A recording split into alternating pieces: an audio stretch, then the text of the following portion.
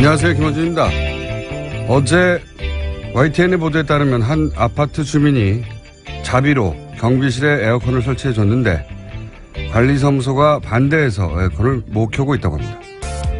관리사무소는 전체 경비실에 에어컨을 놔두든지 아니면 모두가 에어컨을 쓰지 않든지 그게 형평성에 맞다는 입장입니다. 형평성 있게 다 같이 더워라 이거죠.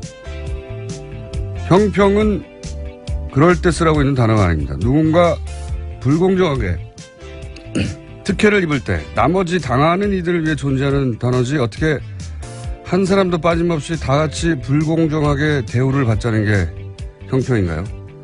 그런 식으로 형평을 정의하면 관리사무소부터 에어컨을 꺼야죠. 지자체에서 복지정책을 한다니까 박근혜 정부는 다른 지자체가 그렇게 못하니까 형평에 어긋난다고 니들도 하지 말라고 했었죠. 배에 물이 들어오는데 몇 사람만 구할 수 없으니 다 죽게 그냥 둡니까? 몇 사람에도 구할 수 있으면 구하고 그리고 나머지도 어떻게든 구해야겠다고 생각하는 게 사람의 상식이죠. 폭염에 고생하는 경비 아저씨 위해서 주민이 직접 자비로 사다 준 에어컨을 형평성을 내서 켜지 못하게 하는 관리사무소를 보고 있자니 우리가 비정상적인 시대를 너무 오래 살았구나 싶습니다.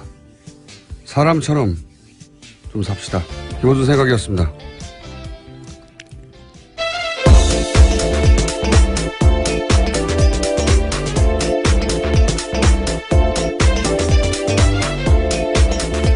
시사인의 김은지입니다. 제가 오프닝을 하다가 바람이 샌 적은 있었지만 기침이 갑자기 올라온 건 처음이었나. 힘내십시오. 기침을 그냥 할 걸 그랬어요. 네, 삼키느라 힘들었습니다. 자, 첫 번째 뉴스는요? 네, 북한이 대륙간 탄도 미사일에 탑재할 수 있는 소형 핵탄두 개발에 성공했다고 미 정부 당국이 결론 내렸다는 소식입니다. 워싱턴 포스트 보도인데요. 미 국방부 산하 국방정보국이 지난달 북한 핵개발 프로그램에 대한 기밀평가를 이처럼 했다라는 겁니다. 또 미 정보 당국은 북한이 최대 60기의 핵무기를 보유한 것으로 추산했는데요.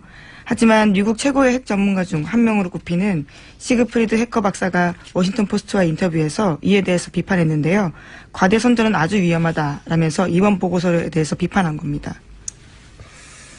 적대적 공성관계라는 얘기가 있죠. 원래 과거 우리 보수 정권이 툭하면 이제 북한 위기를 꺼내서 국내 문제를 덮었지 않습니까? 예. 서로를 적대하지만 서로를 위해 서로가 꼭 필요한 그 관계를 적대적 공생관계로 하는데 지금 트럼프는 북한이 고마워요. 생각해 보시면 이 일이 직전까지 트럼프와 관련된 모든 뉴스는 다 사위, 아들, 딸, 러시아, 탄핵 이 뉴스였어요. 다 들어갔습니다. 지금. 얼마나 고맙겠습니까. 그리고 미국의 군산 복합체들도 고맙죠. 예. 그쪽은 전 세계 긴장을 먹고 사는 그래 무기가 더 팔리니까. 그런 면에서 이제 미국의 최고의 핵 전문가가 뭐 60개를 보유하고 있다. 뭐 이런 식으로 정부에서 말하니까. 과대선전. 여기서는 과대선전은 미국의 과대선전 말을 합니다. 과대선전은 위험하다고. 과장하지 말라는 거죠. 예. 여하간 미 정부군 트럼프 대통령이 말하는 걸 고지고대로만 받아들여서는 안 된다.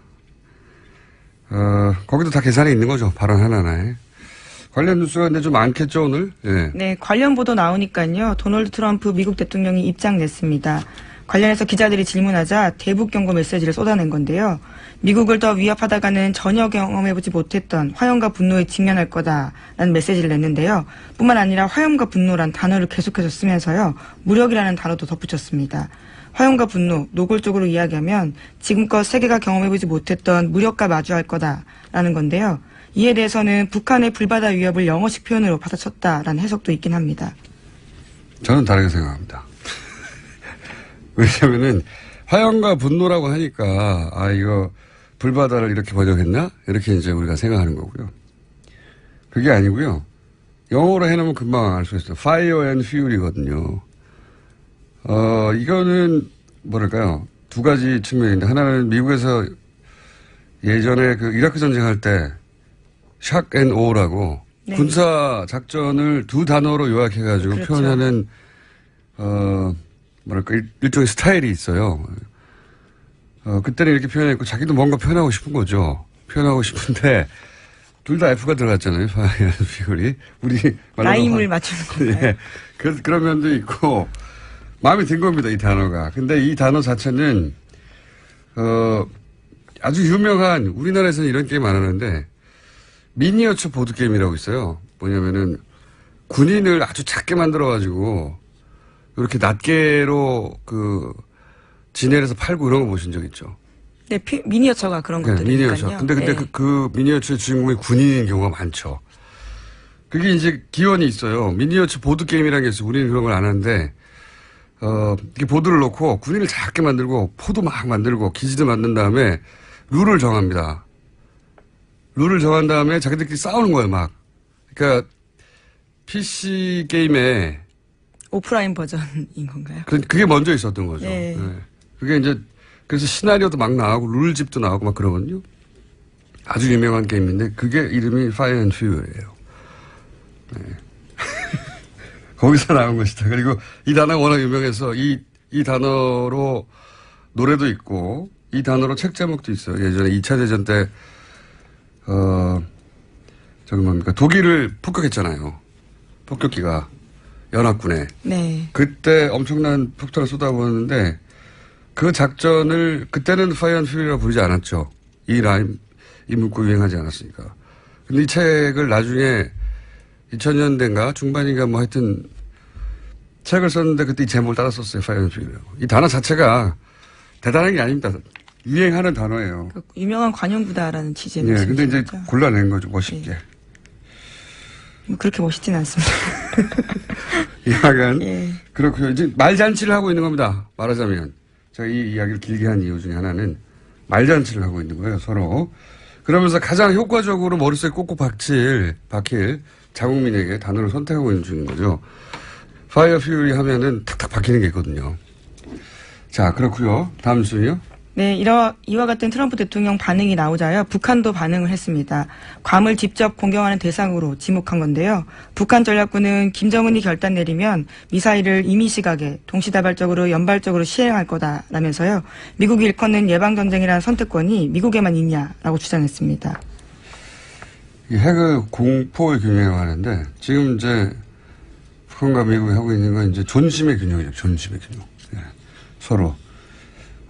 자존심의 균형을 맞추고 있는 중입니다. 말싸움하면서. 그래서 뭐 괌이 선택된 이유는 아마도 이제 거기 사드가 있기 때문이겠죠. 동시다발로 때리겠다는 것도 사드가 이렇게 동시다발 연발로 쏘면 막을 수 있냐? 뭐 이런 도발이기도 하고.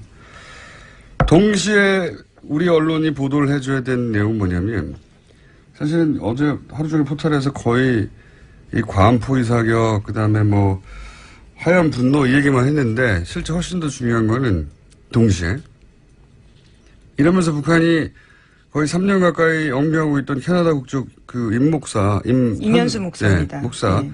캐나다의 대북 현안이었죠. 그 임현수 목사를 갑자기 석방했어요. 갑자기. 그렇죠. 석방하겠다고 밝힌 겁니다. 네, 뜬금없이. 원래는 무기수였거든. 북한 기준으로. 예, 무기노동 교화형을 받고 있었습니다. 왜 갑자기 풀어줍니까? 네. 미사일 쏜다고 해놓고 갑자기 캐나다 바로 위 나라죠. 예. 그러면 바로 북미에 붙어있는 나라인데 하필이면 그 나라에 억류하고 있던 사람을 풀어준다고. 이거 캐나다에서 오랫동안 현안이라는데 꿈쩍도 안 했거든요. 그리고 또 틸러슨 외무부 장관이죠. 국무부 장관입니다. 국무부 장관. 우리의 외무부에 해당되는 미 국무부죠. 장관은 또 열심히 대화해야 한다고. 그렇게 이야기하고 있죠. 대화하자는 말이라고 이게 다. 예, 그런 얘기 하고 있는데 그러면 동시에 투트랙을 가고 있는데 보도는 동시에 우리도 해줘야 되거든요. 우리나라에서도. 미국의 의도는 이런 강경 신호와 대화 신호를 동시에 보내고 있다고. 예, 그런 해설을 해줘야 되는데 정말 전쟁이 날 것처럼 보도만 하고 있으니까 보도가 왜 이러는지 모르겠어요. 네, 뉴스공장에서 좀 더 강조해서 말씀드리겠습니다. 어제 렉스 틸러슨 미 국무부 장관이요, 그와 관련해서 입장 밝혔는데요. 괌을 포함해서 임박한 위험이 있다고 생각하지 않는다라는 겁니다. 또 북한의 오판을 막기 위해서 트럼프 대통령이 메시지 전달하고 싶었던 거다라고 해석하기도 했는데요. 트럼프 대통령은 김정은이 이해하는 언어로 강력한 메시지를 전달한 거라면서 김정은이 외교적 언어를 이해하지 못하기 때문에 저렇게 반응한다라고 이야기한 겁니다. 그러니까요. 대통령은 그 자국민의 귀에 꼭 박히는 단어를 선택해서 말을 하고, 그리고 주무장관은 이게 다 대화하자는 제스처다라고 해설해주고 투트랙을 동시에 걸고 있고, 북한도 마찬가지예요. 북한도 괌을 때린다고 하면서 또 이면수 목사, 예. 캐나다 국적입니다. 우리나라. 예, 한국계 캐나다인입니다. 이게 캐나다 해난이었어 오랫동안. 네, 2015년 1월 달에요.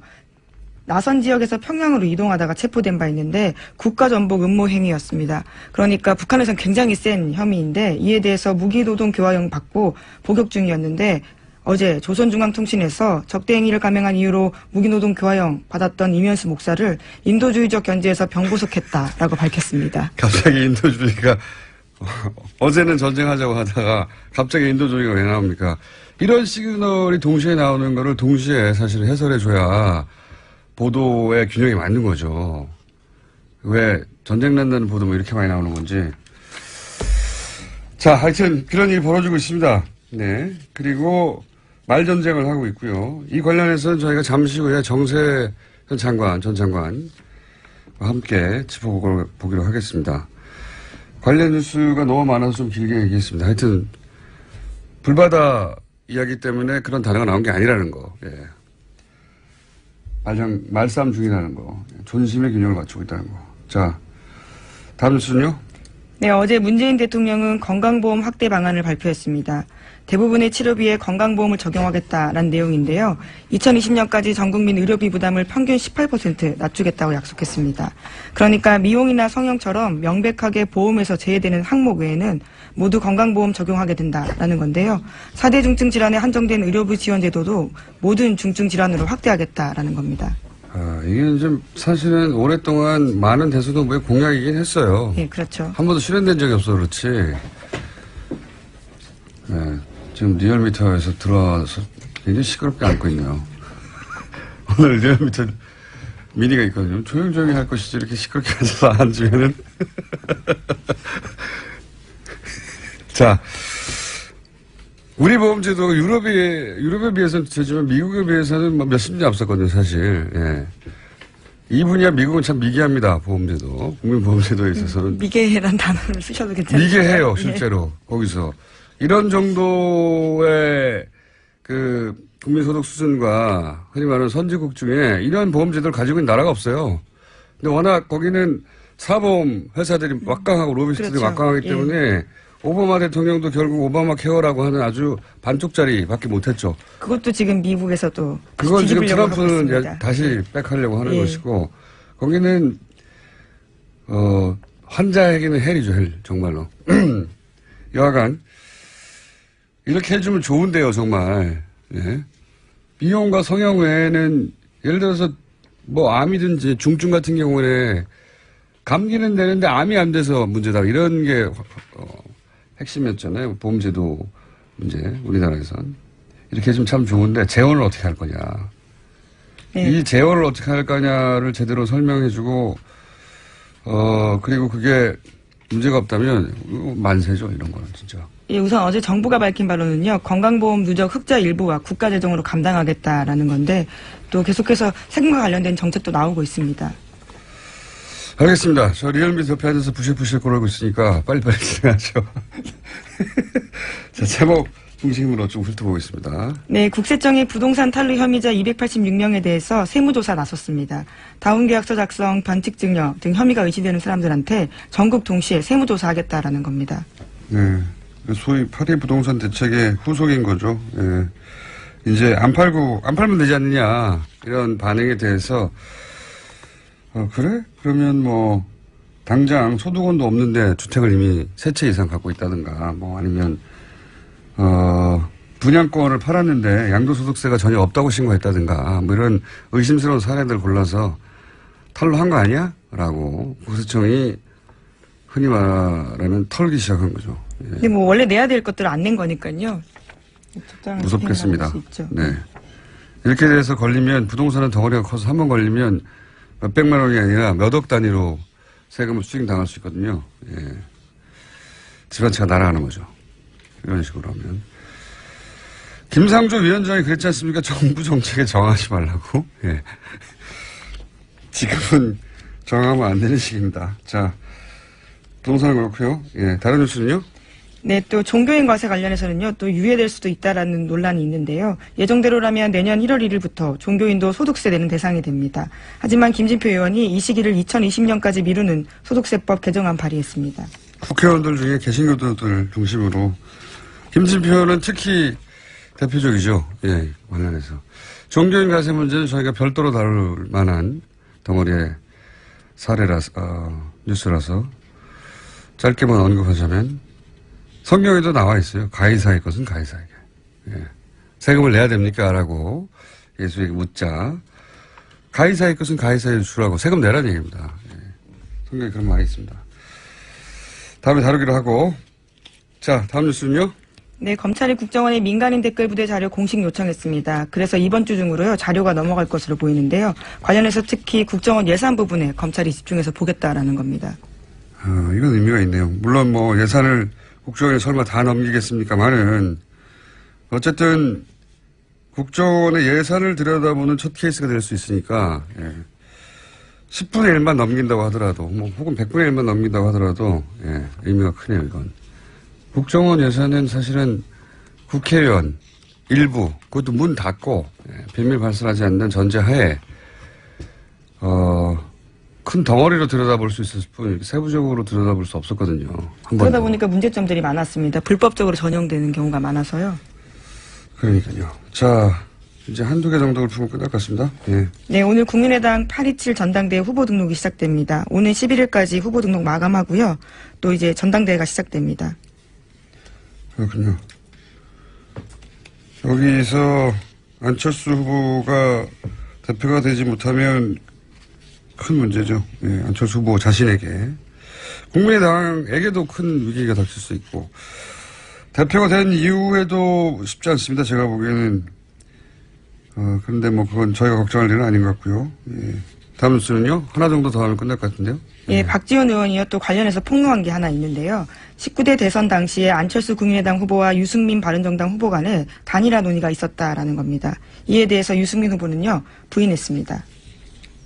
단일화 후보 자체가 없었다고 했습니까? 아니면 단일화 후보 단일화 후보 논의 자체가 없었냐? 아니면 논의는 있었지만 그런 말은 한 적이 없다. 그 어떤 말도 들은 적이 없고 한 적도 없다라는 겁니다. 아예? 예.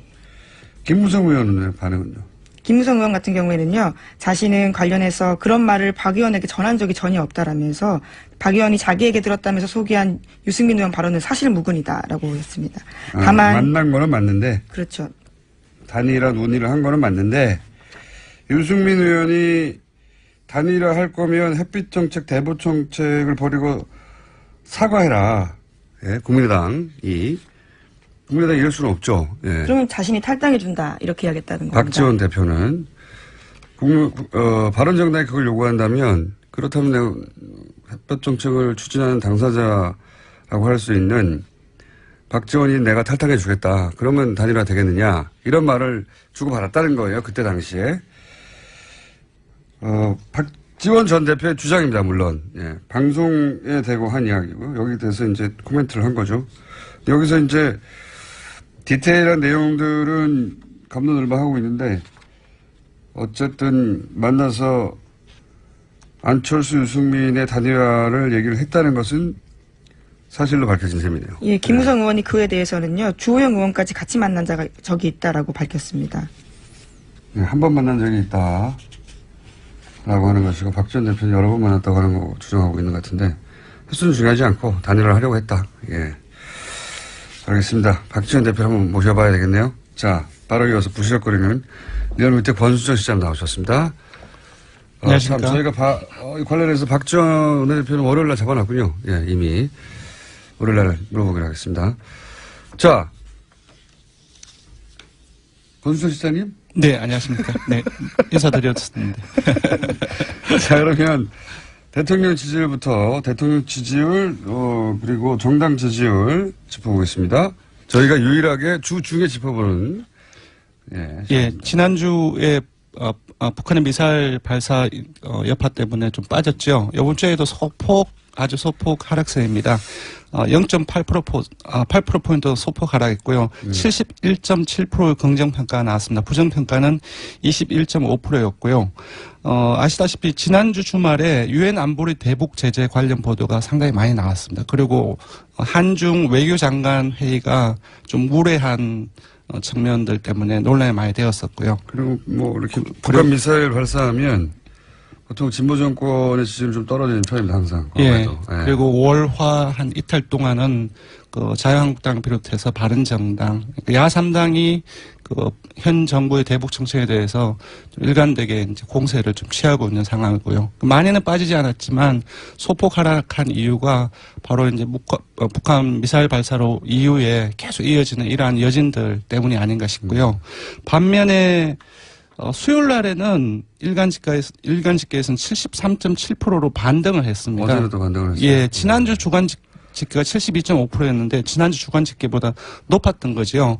이건 아무래도 현 정부가 대통령이 공식적으로 사과한 거는 제가 잘 기억이 나지 않는데요. 아시다시피 가습기 살균제 피해자들을 청와대에서 모셔서 공식적인 사과를 했습니다. 이 부분들이 보도나 이제 SNS 통해서 많이 여론의 주목을 받았고요. 이 요인이 아닌가 싶습니다. 어쨌든 어제는 반등을 했다. 네. 예, 지난주 이어서 어쨌든 월화수 사이에 평균으로는 71.7%인데 네. 어제는 73.7%로 반등을 했다. 네, 거의 1, 유사합니다. 2%. 예, 지금 여전히 뭐 비슷하게 대우 왔다 갔다 경북이라든지 하면, 예. 60대 이상이라든지 보수층 포함해서 모든 지역, 연령, 이념 성향에서 긍정표가 아주 높거나 우세한 걸로 나타났습니다. 야당이 상대하기 참 힘들 거라고 제가 정권 초에 얘기했는데 이렇게 되면 참 상대하기 힘들어요. 이렇게 막 흔들어주면 좀 빠져주기도 하고 네. 공방이 오가야 야당에서는 이건 먹히는구나. 이렇게 하면 되는구나 싶은데 다음 주 목요일이 문재인 대통령 취임 100일째입니다. 그러니까 딱 일주일 전이죠. 그래서 100일을 전후해서 야당들 같은 경우 지지율이 많이 빠질 것이라는 언급들이 많이 나오고 있는데 지금 추세를 봤을 때는 물론 바꿨어요 최근에. 바꿨습니까? 연말로. 연말로 바꿨습니까? 네. 예, 그렇게 떨어지지는 않을 것으로 보입니다. 네. 그러니까 100일 되면 다 빠질 것이라고 네. 정권 초에는 했었고 지난주인가요? 올해 초인가에 연말에 빠질 거라고 바뀌었어요. 예. 지금 뭐 나중에 한번 얘기될 수 있었겠지만 개혁이 여러 중첩되면서 이해관계자들이 갈리고 그러면서 빠지는 측면이 있지만 또 개혁으로 다시 지지율을 반등시키는 모습들이 요즘에 조금씩 나오고 있습니다. 그래서 많이는 빠지지 않을 것 같습니다. 사실 이 100일 가까이 됐을 때 70% 지지율이라는 건 있을 수 없는 지지율인데 여기서 앞에 6점 바뀌어도 정권이 망하는 듯이 보일 것 같아요. 60%도 박근혜 정권 때는 도달한 적이 없는 수치인데. 있긴 있는데 그런 기간들이 상당히 짧았죠. 초반에 이게 있었어요. 네. 생각해보니까. 자, 하여튼 그렇습니다. 당내 대통령 지지율은 그렇고요. 정당 지지율은 어떻습니까? 정당 지지율은 아무래도 문재인 대통령하고 여당 지지율은 좀 같이 연동되는 측면들이 상당히 많습니다. 따라서 민주당 같은 경우는 지난주 주간 집계 대비 1.5%포인트 내려서 41.9%가 나왔습니다. 주로 경기 인천 PK, TK 이 정도로 해서 보수층에서 많이 빠졌는데요. 아무래도 문재인 대통령이 소폭 한 것과 동일한 이유에서 빠진 것으로 보입니다. 네, 여기도 한 1% 빠진 거네요. 네. 50.1 뭐 이러다가 49.1 뭐 이런 식으로. 네. 다음에 국민의당을 한번 본다면. 국민의당은 3위로 올라갔다면서요? 예, 지난주에 한 지지난주에 5%대 초반에서 네. 지난주에 6.9%까지 올랐거든요. 지난 주말에 안철수 전 대표 당대표 출마 예, 지난주 수요일 날에 출마 선언을 공식적으로 선언을 했고 5월 화수 3일 동안 지난주는 계속적으로 올랐습니다. 올랐는 원인이 뭐냐면은 19대 대선에서 안 후보에게 투표를 한 사람들 중에서 그 이전에는 한 24% 정도가 국민의당을 지지했었는데 5월 화수 3일 지난 동안에 무려 한 39% 40%까지 결집을 했습니다. 근데 그러니까 안철수는 지지했지만 국민의당을 따로 지지하지는 않았던. 그런데 이제 한 3일 동안에 당대표 출마 선언하는 과정에서 올랐는데 아시다시피 주말을 경과하면서 또 어제까지도 계속 당대표 출마 논란이 당내에서 계속 되지 않았습니까? 그 이후에 다시 이 19대 대선은 안 후보 투표 후보자층이 조금씩 다시 또 빠지고 있습니다.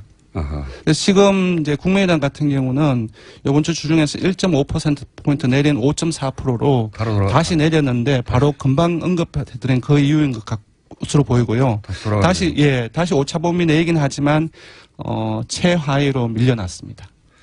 그렇기 때문에 안철수 대표의 명분이 좀 떨어지는데 본인이 나와야 지지율이 올라갈 수 있고 네네. 결집시켜서 네. 이 국면을 벗어날 수 있다고 했는데 다시 최하위가 됐네요. 네. 5.4%. 물론 이건 주중. 네. 네, 주중입니다. 예, 주중 잠정 집계입니다. 네. 목금토 이렇게 목금토 하면 또 달라질지도 모르겠죠. 네네. 어쨌든 다시 최하위가 됐다 국민의당이. 네. 5.4%. 안철수 대표가 당대표 출마 선언하기 전의 수치로 다시 돌아갔네요, 거의. 예, 그렇습니다. 다른 정당은 어떻습니까? 예, 한국당 살펴보면 한국당은 올랐습니다. 1.1%포인트 오른 17.6%이고요. 2주째 상승세를 보이고 있습니다. 기억하실지 모르겠지만 전술핵 배치 추진을 당론으로 한이 많이 하고 있는 상황이고요. 문재인 정부의 대북 정책의 비판 공세를 높이고 있습니다. 아무래도 좀 반사이기 성격이 있는 것 같고요. 미사일 가장 오른쪽에 있는 분들이 어쨌든 한국당 쪽에 표를 주고 있다는 얘기죠, 지지를. 예, 정의당하고 바른정당도 공이 올랐습니다. 정의당은 1.1%포인트 오른 6.8%로 3위로 오차범위 내이긴 하지만 3위로 올랐었고요. 바른정당 역시 올랐습니다. 0.6%포인트 오른 6.4%로 다시 6%대를 회복했습니다. 그렇군요. 네. 오늘은 시간이 없어서 못 다룰 것 같은데 리얼미터하고 갤럽하고 가장 큰 차이가 나는 부분이 갤럽이 이제 주말에 발표되지 않습니까? 네, 그러다 보니까 항상 비교가 되는데 한국당, 바른당 다른 정당들은 뭐 큰 차이가 없다고 보여지는데 네, 한국당과 바른정당의 지지율 차이가 네. 리얼미터하고 가장 큰 차이가 있어요. 네. 갤럽에서는 두 당의 차이가 거의 없거나 맞습니다. 붙었거든요. 네. 근데 리얼미터에서는 아직도 한 10% 가까이 차이가 나는 걸로 나오니까 이거 다음 시간에 한번 짚어주십시오. 예. 그러니까 한국갤럽과 같은 상황이면 보수층이 거의 와해된 상황이라고 보면 되는데요. 나중에 한번 봐야 될 것 같습니다. 네. 자, 마지막으로 저희만 하는 이번 주 현안주사. 이번 주는 뭘 했습니까? 이번 주 지난주에 8.2 부동산 대책이 발표되었고 그 이후에 종부세라든지 재산세라든지 이 부동산 보유세 관련해서 논란이 좀 있었습니다. 예. 보유세. 부동산을 갖고 있는 것만으로 세금을 때리는 과거의 종부세. 예. 예. 거기 뭐 똑같지는 않지만 어쨌든. 예, 맞습니다. 그렇게 생각하시면 되는데. 예, 이 조사를 한번 해봤습니다. 보유세를 지금은 그 카드를 마지막 카드로 두고 있는 것처럼 보여지는데 현 정부가. 네. 만지작거리지는 하지만 아직까지는 네. 이거까지 썼는데 통하지 않으면 큰일 나니까요. 네네. 근데 보유세를 만약에 높인다, 인상한다. 네네. 그럴 경우에 과연 찬성하겠는가? 네네. 이거 여론조사가 왜 없었는지 모르겠는데 저희가 했습니다. 응답자들한테 세 가지 선택지를 드렸습니다. 하나는 8.2 대책의 효과와 상관없이 바로 올려야 된다. 효과와 상관없이? 예. 두 번째는 효과가 없을 때 그때 올리자. 예. 세 번째로는 효과와 상관없이 인상해서는 안 된다. 이 세 개를 드렸는데. 절대 반대. 예. 첫 번째가 가장 많이 나왔습니다. 즉각 인상안이 41.8% 응답이 나왔습니다. 그 다음도 반대보다는 효과 없을 때 그때 올리자. 조건부 인상이죠.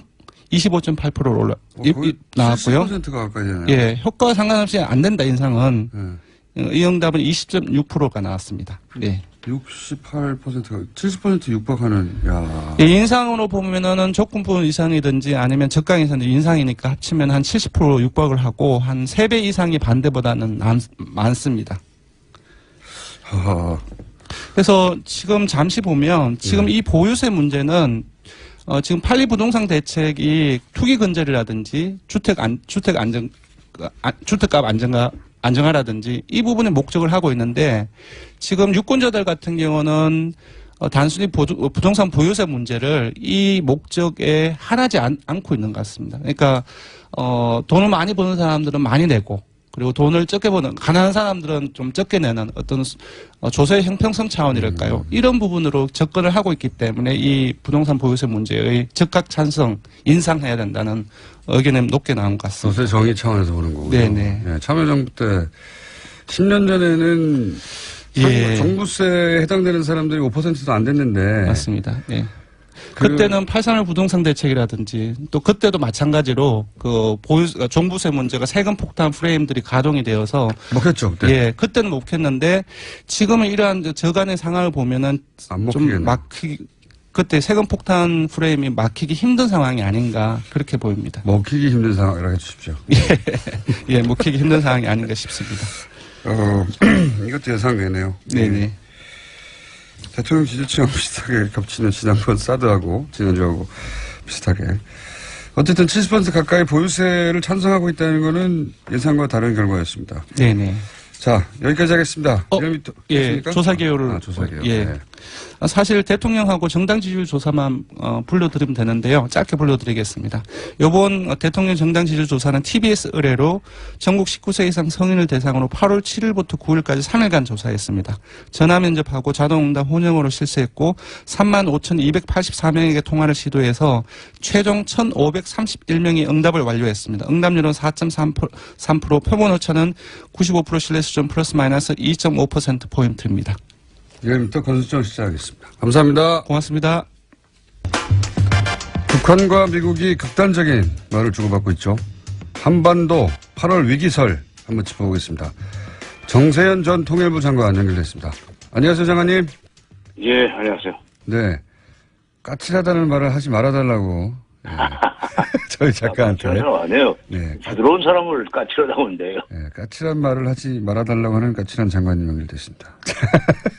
네. 자, 북한이 괌을 타격하겠다. 구체적으로 지명을 거론하면서. 네. 그런 말도 하고, 미국에서는 트럼프 대통령은 불바다는 아니었죠. 화염과 분노. 네. 뭐 이런 발언도 하고 서로 아주 극단적인 말들을 주고받고 있습니다. 우선, 북한이 왜 괌을 거론했을까? 그리고 실제 괌을 타격할 가능성이 있을까? 어떻게 보십니까? 북한을 오랫동안 상대하신 분으로서. 이건 말폭탄이라고 생각합니다. 왜냐하면 북한은 항상 그 사람들의 그 화법을 알고 얘기를 들어야 돼요. 이 사람들이 뭐라고 하냐면 미국의 선제 타격 기도가 드러나면 네. 서울을 포함한 남측의 군사 지역을 불바다로 만들고 미군 기지가 있는 이 괌 이런 데를 이제 전면적으로 타격하겠다 그랬는데 미국이 자기를 치겠다는 얘기, 북한을 치겠다는 얘기를 이 사람 저 사람이 북적 많이 하지 않았습니까? 뭐 선제 타격, 뭐 예방 전쟁, 뭐 이런 등등이 어떤 점에서는 말로 끝나지 않고 그것이 실제로 행동을 옮겨줄 수 있다고 북한이 좀 걱정을 하지 않나는 생각이 들어요. 그러니까 그런 말을 자꾸 하다 보면은 실제로 그런 일이 벌어질 수 있다고 보고 미국이 그렇게 나온다면 우리 가만 안 있겠다. 그러면서 근데 괌 얘기를 했는데 남쪽 불바다는 그건 그냥 들어간 얘기고 괌이 이게 그 B1B라든가 B52 같은 전략 폭격기 핵무기를 싣고 다니는 그런 폭격기들 거기서 떠가지고 북한 상공 한 바퀴 돌아가는데 몇 시간 안 걸리는 그런 비행기들이 있는 폭격기들이 있는 기지 아닙니까? 네. 그거를 공격하겠다고 그랬는데 바로 그 자리를 때리겠다는 게 아니고 그 주변을 포위 사격하겠다고 그랬어요. 그렇죠. 한 30km 정도 떨어져서. 예. 그러니까 도망갈 구멍은 다 열어놓고 겁을 줍니다. 그러니까 나중에 북한의 말을 지금 해석하면 미국이 선제 타격을 실제로 하려고 한다면 우리는 괌이 아니라 가만히 괌 주변 한 30km 떨어진 데를 때리겠다. 네, 네. 이거죠. 근데 이제 30km 때리지만 이게 공해상이 될 텐데. 예. 그런데 비행기가 어디로 지나올 줄 압니까? 그러니까 비행기가 지나갈 수 있는 공중을 둘러막고 때릴 수 있다 하는 얘기인데 예. 실제로 미국이 선제 타격할 그 가능성도 적고 또 북한이 괌을 친다고 하더라도 뭐 바다를 둘러싸고 몇 발이나 쏘겠습니까? 미사일을. 몇 발 쏘겠죠. 뭐 수발 쏘겠죠. 그러나 그것 때문에 서로 불이 붙어가지고 전쟁으로 번질 가능성은 저는 별로 없다고 봅니다. 북한식 대응이다 이렇게 보시는 거군요. 이때까지 항상. 네, 북한식 대응이죠. 그러니까 그 사람들은 의뢰 말만 꺼내면 뭐 1000배, 100배 갚아주겠다고 그러는데 네. 1000배, 100배 그런 얘기 두고 쓰는 말들이 있죠. 몇 개. 예. 뭐 그건 뭐 수십 년째 그렇게 하고 있긴 합니다만. 불바다 1000배, 100배 뭐 그다음에 또 무슨 그 선멸적 타격 잘 쓰는 말들이 있어요. 근데 별로 놀랄 거 없어요. 거기까지는 제가 알겠는데 워낙 오랫동안 들어와서 이 미국발 한반도 위기설이거든요. 이게 말하자면. 그렇죠. 네, 뭐 그런 얘기들도 하죠. 네, 트럼프 대통령이 직접 이제 아주 강한 발언들을 해 나가면서 미국발 위기설이라고 할 수도 있는데 미국에서 이 긴장을 더욱 높여가고 있는 이유는 뭘까요? 이런 발언으로 대통령이. 그러니까 이 트럼프 대통령의 일종의 철학이 반영된 그 조치라고 봅니다. 뭐냐면 트럼프 대통령은 세게 겁을 주고 밀어붙이면은 북한 같은 나라는 결국 그 손 들고 나오지 않겠는가. 일종의 뭐 장사꾼이라고 사업가적 그 흥정이죠. 세게 불러가지고 상대방이 이제 겁을 먹고 꼬리를 내도록 만들어가는 그런 그 전략인 것 같은데 그러니까 그동안에 제도권에서 성장한 정치인들하고 좀 다른 것 같아요. 스타일이. 예, 스타일이. 근데 그게 오히려 북한을 더 자극해가지고 북한이 그러니까 북한이 오히려 예방적 타격을 할 수 있는 그 여지를 키워가지고 책임을 그쪽으로 넘기려고 하는 전략인 것 같은데 저는 북한이 그렇게 위험한 짓을 안 하려고 봐요. 그 사람들 말폭탄 쏟아내다가 결정적인 순간에 싹 방향 틀어가지고 빠져나가는 데는 여러 번 보면서 참 귀신 같다 하는 생각을 많이 했었습니다만. 그런 전략으로 이때까지 살아남았죠, 사실은. 예. 그렇죠. 그래서 오히려 상대방이 방향을 틀도록. 근데 되게 그렇게 북한이 벼랑 끝에서 극단적인 압박을 통해서 미국을 들어가면은 결국 미국이 방향을 트는 그런 전례들이 몇 개 있습니다. 왜 그 형제간에 싸우면 큰 놈이 참으라고 그러잖아요. 네. 실제로 북한은 잃을 게 없다는 뜻이 나오면 결국은 그렇죠. 미국이 북한의 요구를 들어주는 경우가 많았죠, 오히려 지금까지는. 그리고 지금 동아시아의 현실로 봐서 6.25 때도 6.25 때 중국이 별거 없을 때도 중국이 바로 참전하지 않았어요. 예.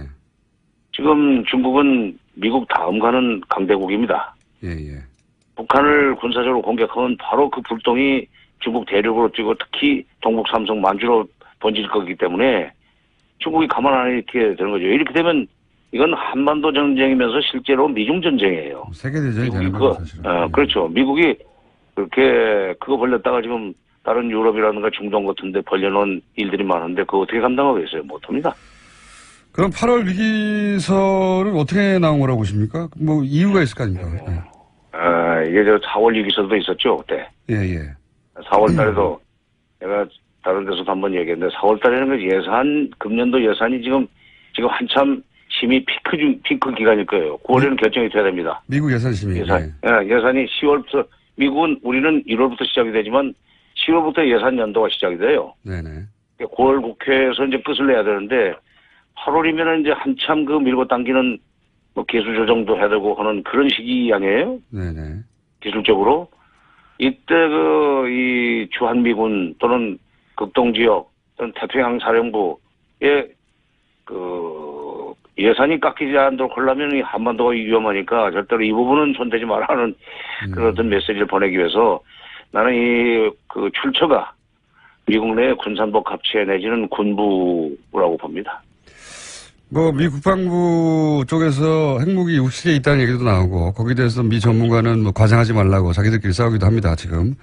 60개설도 마찬가지예요. 아까 조금 전에 그러니까 이게 예산 편성과 관련해서 이거 국방 예산 깎으면 미국이 당한다 하는 그 겁을 줘야만 액수가 늘어나든지 유지가 될 거기 때문에 나온 일종의 페이크 뉴스인데 우리 국민들은 미제면 다 옳다고 생각하니까 이게 문제예요 지금. 알겠습니다. 예. 동시에 이제 우리 언론이 크게 보도하지 않는 게 예를 들어서 뭐 캐나다 국적 임목사를 갑자기 석방한다든가 혹은 뭐 틸러슨 국무장관이 갑자기 트럼프 대통령의 이야기는 뭐 결국은 대화를 하자는 거다 이런 식으로 해석해 주지 않습니까? 예. 그러니까 이런 뉴스도 같이 봐야 되는 거 아니겠습니까 사실은? 같이 봐야죠. 지금 그 캐나다 우리 교포 임목사를 뭐 병보석이라는 이유로 해서 사실상 아마 돌려보낼 것 같은데 지난번에 원비어 사건 때문에 이 사람들이 놀래가지고 자기네 지역에서 만약 그 사람이 숨을 거두면 이 정말 복잡해지거든요. 지금 상황에서는 뭐 의료 기술도 좋고 여러 가지 형편이 괜찮은 가족의 품 그다음에 캐나다로 가서 병을 고치는 것이 낫겠다 하는 계산이겠지만 이거는 미국한테 보내는 메시지예요.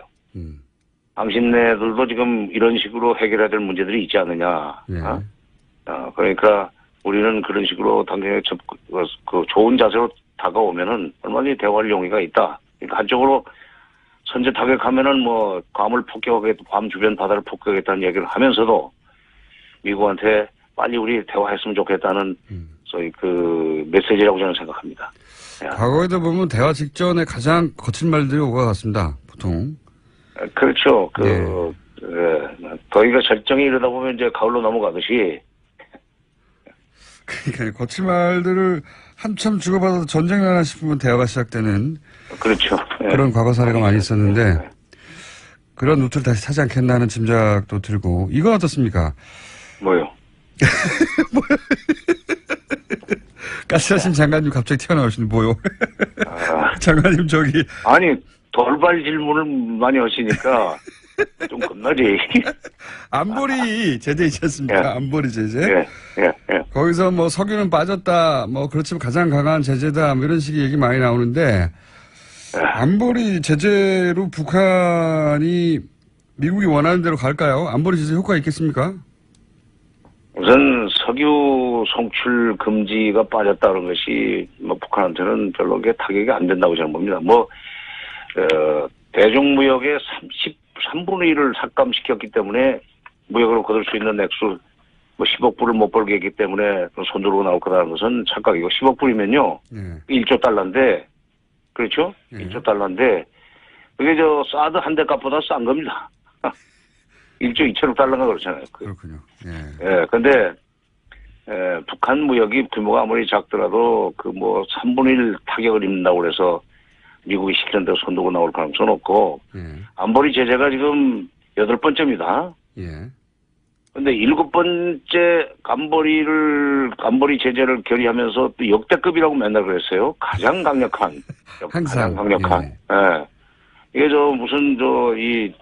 그 신문 광고 같은데 어디 보면은 무슨 역세권 2분거리, 3분거리 하는 식으로 맨날 근데 7번의 유엔 제재를 당하고도 작년에 북한 경제가 3.9%나 성장했다면 북한 경제는 아무런 영향을 안 주는 게 유엔 제재라는 거 아니에요?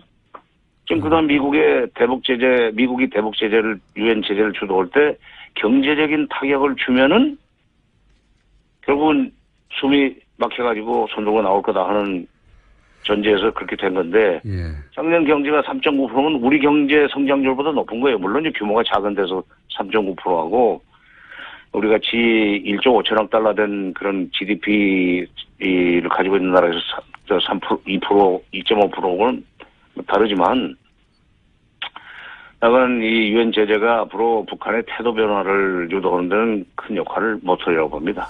결국은 협상으로 넘어가야 되지 않겠는가. 미국도 곧 그걸 알게 될 거고 특히 우리가 이런 식으로 가지고 안 된다는 걸 알면서 왜 자꾸 이렇게 압박으로만 가느냐 하는 얘기를 우리가 해줘야 돼요. 그 얘기 미국한테 할 나라는 우리밖에 없습니다. 중국이 하겠어요? 우리가 해야지. 미국이 하겠어요? 이제 북한이 하겠어요? 결국은 뭐 일본은 예. 30초밖에 안 남았긴 했는데 그러니까 결국은 이거는 역시 다시 한번 대화로 풀릴 수밖에 없다. 오히려 대화가 가까워졌다는 신호일 수도 있겠습니다. 이 정도로 극단적으로 하는 것은. 밤이 깊으면 새벽에 온다는 말도 있죠.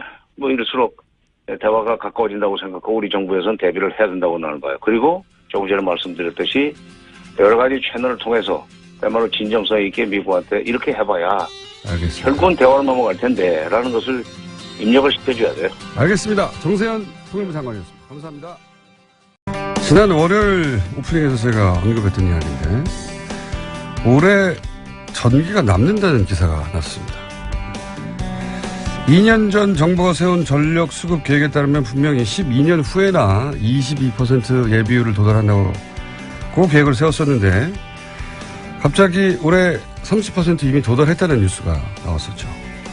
이게 정부가 세운 전력 수급 계획이 잘못된 건지 아니면 전기가 부족하지 않은데 발전소를 더 지으려고 이런 말을 한 건지 이상하다라고 제가 했었는데 그 궁금증을 풀어줄 전문가 한 분을 모셨습니다.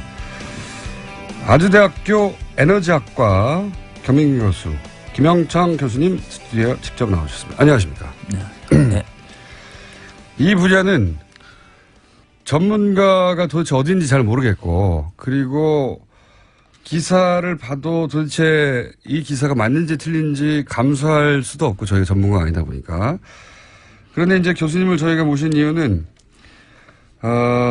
저희가 이제 프로필을 봤더니 굉장히 현장 경험이 풍부하신 제가 잠깐 소개해드리겠습니다.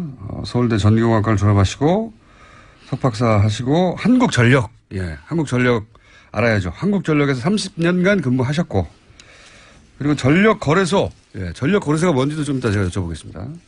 공개소 상임이사를 하셨고 현재는 국제원자력기구 그 유명한 IAEA 컨설턴트로 활동하고 계십니다. 이 정도면 뭐 이력으로는 이 이상이 있을 수 없다. 한전에 계셨을 때는 어떤 일을 하셨습니까, 교수님? 네, 저는 한전에 30년 근무하면서 주로 발전소 건설 계획을 하는 이론적인 그 컴퓨터 모델과 장기 경영 계획 그리고 전력산업 구조 개편을 담당했습니다. 그리고 전력산업 구조 개편이 된 이후에는 그 전력거래소의 상임이사를 담당하면서 미래 경쟁시장 설계를 담당했습니다. 교수님은 잘 모르시겠지만 저는 한 3년 전부터 교수님을 혼자서 주목하고 있습니다. 왜 제가 교수님을 눈여겨 봤었냐면 2년 전인가요? 그 국감 때 국감 때 나오셔가지고 언론 보도도 거의 안 됐어요. 근데 제가 관심 있는 사안이라 봤는데 국감 때 과장해서 발전소를 많이 지었다 이런 증언을 하신 적이 있죠. 네. 있습니다. 그런 얘기 제가 처음 들어봤거든요. 그러니까 발전소를 그러면 이때까지는 전기가 항상 부족하다. 폭염 때문에 피크치가 올라갔는데 예비율이 뭐 한 자릿수 떨어져서 큰일 났다. 그러면서 발전소 많이 지어야 된다. 혹은 뭐 전기 아껴야 된다는 얘기만 듣다가 어떤 전문가가 나와서 갑자기 발전소 필요 이상으로 많이 지었다는 얘기를 국감에서 하시는 거예요. 그때 그런 말씀 하신 적 있죠? 네. 예. 그러면서 저분은 남들 안 하는 얘기를 해서 고생이 많으시겠구나. 맞습니다. 언제 한번 제가 꼭 만나뵈야지 했는데 마침 올해 언론 기사로는 전기가 남는다 이런 기사가 나와서 제가 직접 모셨습니다. 자, 오늘 지금부터 이제 차근차근 여쭤보려고 하는데 이게 워낙 전문 분야다 보니까 기본 용어 개념부터 좀 설명을 드려야 되겠는데 한전은 알겠어요. 네. 전력거래소에 근무하셨는데 전력거래소는 뭡니까? 이것은 과거에 없던 개념입니다만은 새로 생긴 구조인데요. 원래 과거에 있던 한전을 발전자회사를 6개로 나누면서 그 중간에 전력을 거래하고 그에 따른 가격을 결정해주고 전기요금을 정산해주는 그런 기능을 갖기 위해서 한전 내부에서의 전력 시스템을 운영하는 조직을 전력거래소라고 명칭을 붙여서 독립시키면서 산업부 산하기관으로 한 것입니다. 한마디로 전력을 사고 파는 것입니까? 사고 파는 가격을 결정해 주는 것이라고 볼 수 있죠. 그러니까 증권 시장과 비슷하다고 보는데 그러나 전기는 빛의 속도로 다니기 때문에 볼 수는 없지만 그 시간대별로 다니는 전력을 미리 예측을 해주고 발전기를 운영을 해주고 또 내일의 가격을 오늘 결정해 주기도 하고 실제 발전이 된 거에 대해서 얼마로 가격을 발전소한테 지급을 해주자. 이런 여러 가지 그 핵심적인 돈에 관계된 일을 많이 하고 그걸 백업하기 위해서 전력 시스템 운영이라고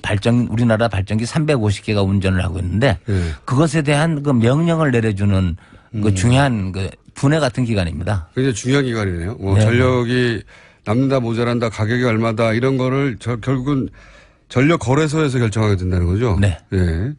한 가지 더 붙인다면은 예. 전력거래소가 지금 현재 미래 발전소 건설하는 전력 수급 계획까지 담당하니까 계획과 전력 시스템 운용을 양자를 다 담당하고 있는. 굉장히 형태입니다. 중요한 곳이네요. 네. 가격도 결정하고 지금 전기가 모자라니까 발전소를 더 지어야겠다는 그런 것도 하고. 거기도 하고 네. 굉장히 중요한 기관인데 예. 일반인은 모르는 곳입니다. 하여튼 전력 거래소라는 것이 있고 네. 그리고 또 이제 전기가 남는다는 기사가 나오면서 최근에 뉴스에 자주 등장하고 예전부터 계속 등장했던 게 이제 전력 예비율이라는 겁니다. 이게 뭔지 좀 설명해 주십시오. 그러니까 전기는 좀 어려운 얘기, 눈에 안 보이기 때문에 어려운 것입니다만 하여간 전력을 사용하는 매초당 에너지와 전력을 공급하는 측의 매초당 에너지가 항상 일체의 주파수가 유지되고 기술적으로 공장이 돌아가는 거 전기를 쓸 수 있는 것입니다. 우리가. 근데 수요가 매 순간 변화하기 때문에. 전기는 그렇죠. 누가 얼마나 쓸지 모르니까. 우리는 한전에 신고하고 전기를 쓰는 게 아니라 내 마음대로 스위치를 그렇죠. 5천만에 내 마음대로 전기를 쓰지 지시를 받고 허가를 받는 게 아니고 그렇죠. 쓰기 때문에 그것을 계속 변화하는 것을 발전 설비들이 따라서 공급을 빛의 속도로 해줘야 되고 빛의 속도로 안 할 땐 주파수가 떨어질 것이고 뭐 이런 일을 하도록 거래소가 그 컴퓨터 시스템을 운영해가고 도와주면서 이 일을 하는 것인데 예비 전력이라는 것은 얼마나 발전기 설비를 여유를 갖고 운전하느냐 그 여유분을 예비력이라고 그럽니다. 그러면 예를 들어서 제가 잘 이해했나 봐주십시오. 전력이 그 최대 피크 얘기 나올 최대 피크라는 건 이해했습니다. 그러니까 제일 많이 쓸 때. 오늘의 최대 피크, 또 내년의 최대 피크 이렇게 얘기할 수 있겠죠. 그래서 올해 최대 피크가 얼마가 나왔는데 거기서부터 예비율이 한 자율이 떨어졌다 이렇게들 기사가 많이 나오는데 그런 얘기는 최대로 많이 쓸 때 대비해서 그럼에도 불구하고 여전히 남아 있는 그 예비되어 있는 전기 비율 이런 겁니까? 그런 걸 말합니다. 자, 예비율은 그런 겁니다. 자, 그런데 올해 작년만 하더라도 작년에도 분명히 폭염 때문에 한 자릿수로 예비율이 떨어져서 에어컨을 켜고 문을 연 가게들을 단속해야 된다. 이런 기사가 막 났었거든요. 네네. 그럼 거의 매년 있는 건데 그럼 블랙아웃 얘기 나오고 블랙아웃이라는 건 이제 정전이 된다는 거죠. 네. 그런 얘기가 나와서 항상 여름에는 에어컨을 아껴 써야 되는 거구나. 전기 요금 때문에도 그렇지만 국가적으로 항상 조심해야 된다. 이런 뉴스만 보다가 올해 갑자기 전기가 크게 남아돈다 이러고 있어요. 제가 이게 너무 이상해가지고 게다가 불과 2년 전에 세운 계획상 2029년에 가야 22% 예비율에 도달해야 한다고 그랬는데 그런데 올해 벌써 30%가 넘는다.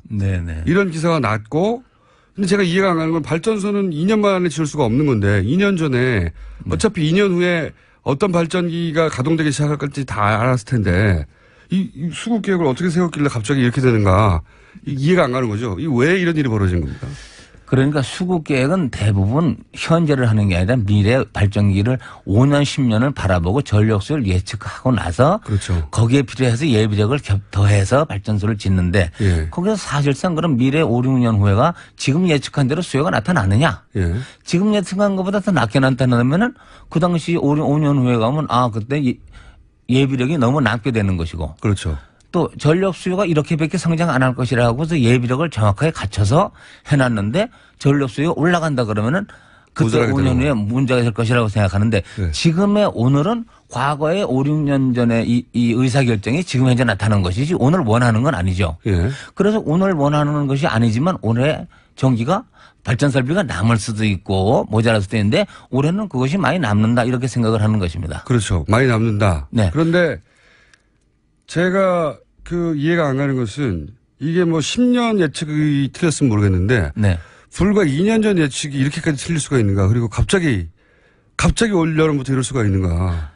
그러니까 뭐가 잘못된 겁니까? 그 말씀은 맞는 것이고요. 제가 네. 조금 아까 말씀드린 거는 발전소를 건설하기 위한 장기 계획에서의 예측을 말씀드렸고 작년이나 올해는 나타나는 결과인데 이것은 아직까지는 현재 많다고 보는 쪽입니다. 뭐 정확한 자가라는 건 어려운 얘기지만 네, 많다고 보는 쪽인데 네. 남는다 한마디로. 많다고 하는데 네. 그 남는다 모자란다를 표현하고 뭐 500만이 있어야 된다. 한 자리 수고 예비력이 있어야 된다. 이거 자체는 제가 보기에는 좀 과장되고 주먹구구 계산이라고 보는 것입니다. 계산 자체가 주먹구구입니까? 계산 자체는 표현 방법이 주먹구구고 예. 그렇게 많이 갖고 있는 것도 주먹구구입니다. 예를 들어서 우리가 미래 발전소를 건설할 때 6년 후에 전력 수요가 이러니까 발전 설비를 얼마큼 지어야 된다고 얘기할 때 예. 뭐 15%나 20%가 있으면 되겠죠. 이렇게 얘기하고 발전소를 지어놨습니다. 네. 그럼 5년 후에 와서 당해볼 때에 그때는 5년 후에 연간 피크를 예. 5년 전에 결정한 발전 설비로 겨우 아슬아슬하게 넘기는 게 가장 효과적인 거지. 예. 5년 후에 많이 건설한 발전기를 가지고 운전할 때에 예. 그때도 피크 시간에 예비력이 한 자릿수인 1000만 킬로가 남는다든가 예. 그렇게 여유를 갖고 넘기는 거는 아니고 그것이 무리하다는 주장이고 그 당시 5년 후가 지금 닥쳤다고 생각을 해볼 때에 예. 올해 피크 때 아슬아슬하게 전력 수요를 맞추면서 잘 넘어간 것이 가장 좋은 거죠. 왜 예비력을 갖느냐? 발전기는 고장도 나고 날씨도 바뀌고 여러 가지 하기 때문에 불확실한 거에 대해서 대응을 하는 건데 불확실한 설비를 가지고 대응을 해왔는데 올해가 5, 6년 전에 본 현실이 올해 나타나는 거 아닙니까? 예. 그럼 올해 피크 때는 발전기를 가지고 전력수요를 아슬아슬하게 잘 공급하면 되는 거지 잘 공급하고도 1000만 킬로가 남았다. 아하. 그거 자체는 설명이 안 되는 것이죠. 자, 그러면 제가 잘 이해해 봐주십시오. 지금 네. 교수님이 열심히 설명하고 있는데 이게 잘 이해가 안 돼서 제가 네, 잘 좋습니다. 이해했나 네. 봐주십시오. 워낙 전문 분야라. 교수님 말씀은 뭐 한 자릿수다. 뭐 20%가 남아야 된다. 네. 이런 수치 자체가 주먹구구라는 거죠. 그 표현 자체가 주먹구구라는 그러니까 것입니다. 지금 언론에서는 한 자릿수로 떨어지면 크게 위험하다고 하는데 네. 뭐가 위험하냐. 아니 뭐가 위험한지를 얘기를 해야죠. 그냥 위험하다고 얘기하고 수급 대란이라고 얘기하는 것은 네. 어처구니가 없는 얘기죠. 국민들이 모르니까 그냥 따라가려는 얘기인지. 그렇죠. 지금까지는 예비력이 예를 들어서 작년에 뭐 9점 몇 %였는데 네, 네. 한 자릿수로 떨어졌으니까 큰일 났다. 이런 식의 보도가 많았는데 네. 첫 번째 교수님 지적한 것은 한 자릿수 떨어지면 그러니까 9%대가 왜 위험한지 설명이 없지 않느냐. 네. 교수님 보기에는 9% 위험하지 않다 이렇게 보시는 거죠. 그럼요. 1000만 킬로가 남아 있는데 무엇이 위험한지를 오늘 전력을 처음 공급하는데 듣는 이야기입니다. 오늘 전력을 공급하는데 예. 갑자기 전력 수요가 1000만이 증가하느냐 이겁니다. 그거를 다 예비를 해야 된다면은 예. 5년 전에 예. 오늘의 수요에다 1000만을 더해가지고 예. 확실하게 하도록 발전기를 훨씬 더 지었어야죠. 그렇지도 않고 지금 와서 피크 때 여름에 1000만 킬로의 예비력이 한 자릿수가 아니면 불안하다. 그러면 9%라 그러더라도 1억 킬로의 9%면 1000만 킬로거든요. 그런 것을 우리가 1년에 하나도 안 쓰는 1000만 킬로를 1년 내에 가져야 되느냐. 예비력에 속하는 1000만 킬로의 발전기는 1년 내내 발전을 한 번도 안 합니다. 왜냐. 여름 이외에 다른 데는 수요가 낮기 때문에 근데 일 안 한다. 그럼 우리가 자동차로 지어놓고 노는 거예요? 수요도 없이 놀죠. 예비력인데 어떻게 발전을 합니까? 그냥 대기하고 있는 거죠. 쓸데없는 발전소를 지은 거네요? 그렇죠. 그럼 그 돈을 누가 냅니까? 국민들이 내죠. 네. 알지도 못하고 내는 거죠. 마구 이해가려고 그럽니다. 자. 네. 그럼 두 가지. 지금 교수님 주장의 핵심은 9%가 왜 위험한지 설명이 없다. 네. 9%가 왜 위험한지 설명도 없으면서 한 자릿수는 위험하다고 주장하고 있다. 네. 첫 번째. 두 번째는 그렇게 해서 예측하는 것. 앞으로 뭐 20%가 될 거고 뭐 15%가 될 거고 이런 예측도 엉터리다라는 거잖아요. 네. 그 다음에 네. 예측이 엉터리면 그 다음에 발전소 건설 계획을 하는 사람도 전력거래소. 네. 운영을 하는 사람은 모자라다는 기관도 전력거래소다. 네. 그러면 이사장은 자기 밑에 건설을 계획을 해서 예비력을 계획하는 사람도 자기 부하. 네. 시스템을 운영하는 사람도 자기 부하인데 네. 옆에 조직에서 그러면은 그렇게 1000만 킬로 예비력이 남도록 발전소 건설을 안 했느냐고 야단을 쳐야죠. 그렇죠, 그렇죠. 그거는 또 가만두고 국민한테 모자란다고 전기 절전하라고 그러고 더운 여름에 뭐 못하게 하고 온갖 이상한 홍보를 해가지고 불안감을 조성하면서 만약 이사장이 됐으면 책임을 진다면은 둘 중에 하나는 책임을 져야죠. 자, 그럼 이렇게 해서 여쭤볼게요. 지금 말씀 듣다 보면 예측도 엉터리고 예비력이 한 자리 쓰면, 한 자리 쓰면 위험하다는 것도 근거가 없다고 말씀하셨는데 이게 이제 다른 사람이 얘기하면 모르겠지만 지금 전공학자로 30년간 해당 기관과 또 전력거래소에서 근무하셨으니까 제가 굉장히 신뢰도 높게 받아들이고 있는데 그럼 이런 것도 가능한 거 아닙니까? 그게 아마 2년 전 말씀이신 것 같은데 예측도 엉터리고 예비력이 한 자리 쓰면 왜 위험한지도 엉터리라고 하면 거꾸로 발전소를 더 많이 짓기 위해서 엉터리 예측을 하고 그 예측에 맞춰서 발전소를 지어버리면 되는 거네요? 능히 그럴 수 있다는 얘기입니다. 영국에서도 그런 일이 하도 많이 나서 전력 산업을 민영화하게 된 계기가 영국에서도 국영으로 나라를 운영하니까 그 전력회사를 운영하니까 이 사람들이 방만하게 운영을 하면서 전력 수요를 높게 해놓고 발전소를 많이 지어서 국민들이 피해가 가니까 이거 민간 경영으로 돌려야 되겠다 얘기한 것이 영국 전력 산업의 가장 시초입니다. 그런데 국민들은 우리나라 전기 아니고 일본 전기를 쓸 수가 없고 북한 전기를 쓸 수도 없는 상황에서 그 비싸지만 내라 그러면 내는 건데 그렇죠. 그걸 검토할 능력이 우리나라에 한 기관이 전력 수급과 개통 운영, 시스템 운영을 하는데 그걸 조사해 볼 수 있는 전문성을 가진 사람도 있을 수 없고 조사해도 누구한테 얘기할 사람도 없고 누가 받아줍니까? 할 수 없이 전문가가 다 같은 기관에 있는데. 계획하는 사람과 운영하는 사람이 같으면서 서로 자기가 맨날 모자라다고 매년 떠드니까 그럼 누가 맞는 거는 뭐 둘 중 한 사람은 잘못한 거 아닙니까? 이사장이 오른손은 잘못하고 왼손은 잘하고 이런 것도 아니지 않습니까? 그런데 자 거기까지 이제 기본은 이해했습니다. 네네네. 기본 이해하기 힘드네요. 네네네. 거기까지 이해했어요. 자 그러면 여기서 이제 발전소 로비가 있느냐 없느냐 건설에서 로비가 있느냐 없느냐는 교수님의 전문 분야가 아니니까 제껴놓고 그것도 있을 거라고 짐작은 가나. 보지 못했으니까. 교수님은 발전소에 건설회사에 계셨던 게 아니니까. 근데 이제 그런 발전소를 짓는 논리가 되는 기반 수치들이나 예측이 잘못됐다고 지금 말씀하시는 거고, 그죠? 그렇죠. 그러면 이런 예비력을 계산하고 예측을 하고 하는 것이 사람이 주먹구구로 하진 않을 거 아닙니까? 주먹구구로 하는 것이 기분이 제일 좋죠. 담당자들은. 이것은 1970년대 중반까지는 손으로 했습니다. 손으로. 그 다음에는 수학이 발달하고 컴퓨터가 발달하니까 당연히. 사람 생각을 가지고 미래를 시뮬레이션 해보면서 어렵죠. 이 정도 설비를 가지면 괜찮겠다. 우선 컴퓨터로 판단을 하고 돈이 최소로 되느냐도 판단을 한번 해보자. 그렇죠. 그렇게 해서 컴퓨터 모델이 이제 중반에 75년대 중반에 발달했고 한전도 재빨리 그걸 도입해서 저도 그때부터 이걸 공부를 하기 시작해서 그걸 뭐라고 그럽니까? WASP, 와스프 컴퓨터 프로그램이라는 것이 있습니다.